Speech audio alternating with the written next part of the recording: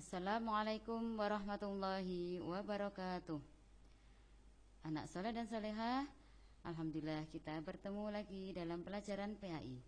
Kali ini kita akan belajar tentang zikir dan doa setelah sholat. Yang pertama, memahami zikir setelah sholat. Zikir berarti mengingat atau menyebut, sedangkan zikrullah adalah mengingat atau menyebut Allah. Ucapan zikir terdiri dari lafal-lafal yang mengagungkan Allah Ta'ala, seperti tasbih, tahmid, dan takbir. Allah memerintahkan orang-orang yang beriman untuk memperbanyak zikir kepada Allah Subhanahu wa Ta'ala. Kemudian dalam surah Al-Ahzab ayat 41 disebutkan, A'udzu billahi minasyaitonir rajim. Bismillahirrahmanirrahim. Ya ayyuhalladzina amanu dzkurullaha dzikran katsira. Yang artinya, wahai orang-orang yang beriman, ingatlah kepada Allah dengan mengingat namanya sebanyak-banyaknya. Quran surah Al-Ahzab ayat 41. Berikut manfaat zikir. Yang pertama, Allah Subhanahu wa Ta'ala melindungi hambanya yang banyak berzikir. Allah Subhanahu wa Ta'ala akan mendatangkan ketenangan hati kepada orang yang berzikir. Allah berfirman dalam surah Ar-Ra'd ayat 28. A'udzu billahi minasyaitonir rajim. Bismillahirrahmanirrahim. Ala bidzikrillahi tatma'innul qulub. Yang artinya, ingatlah, hanya dengan mengingat Allah hati menjadi tentram.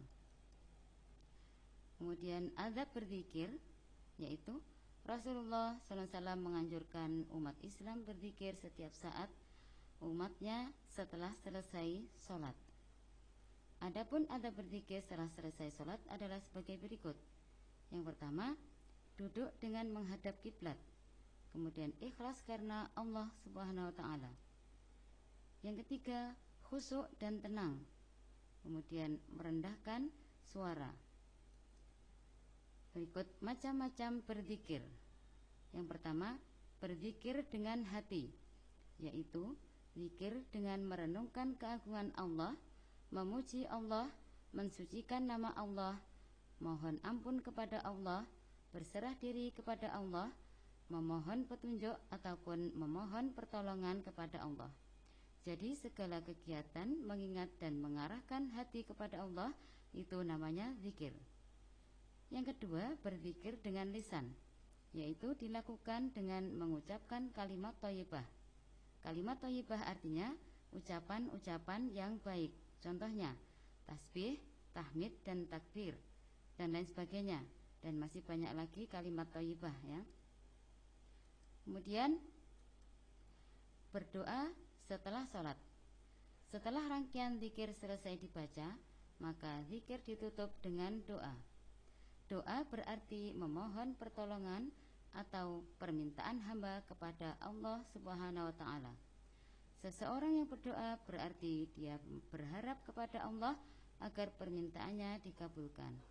Allah menyukai hamba-hambanya yang berdoa kepadanya. Kemudian adab berdoa setelah sholat. Yang pertama, menghadap kiblat. Selanjutnya mengangkat kedua tangan, memulai dan menutup doa dengan membaca hamdalah dan membaca sholawat untuk Nabi Muhammad SAW.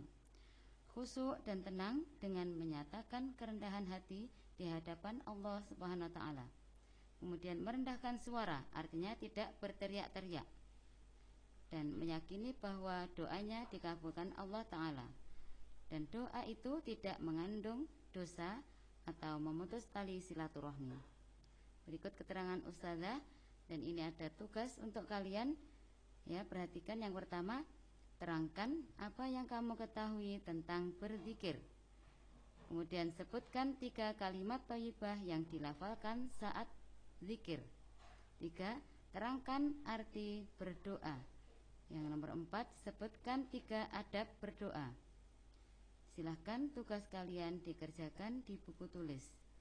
Sekian keterangan dan semoga bermanfaat. Selamat mengerjakan tugas. Terima kasih. Assalamualaikum warahmatullahi wabarakatuh.